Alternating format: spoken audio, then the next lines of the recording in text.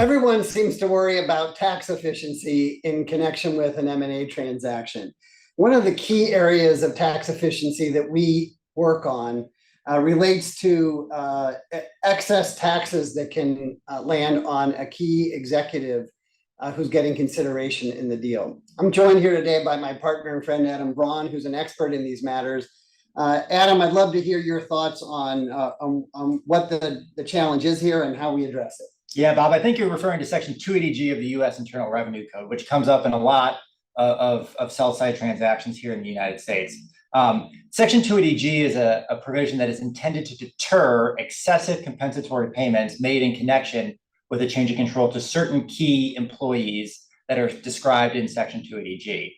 And the deterrent really takes two different flavors. The first is that the seller corporation is denied a tax deduction for most of what the 280G calls a parachute payment made to these key executives, to the extent those parachute payments exceed 3 times their average W-2 compensation.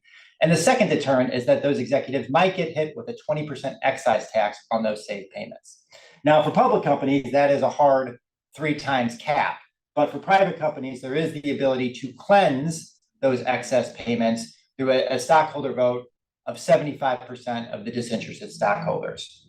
What sellers need to know when they're considering a transaction is that Section 280G may apply to your deal depending on your particular facts and circumstances, and you need to be prepared to run calculations to determine if it does apply, and if it does apply and you're available to use this stockholder approval exemption to disclose and submit those payments to your stockholders for approval. Bottom line on this is an avoidable excise tax as long as you take part in careful planning. It may be, yes.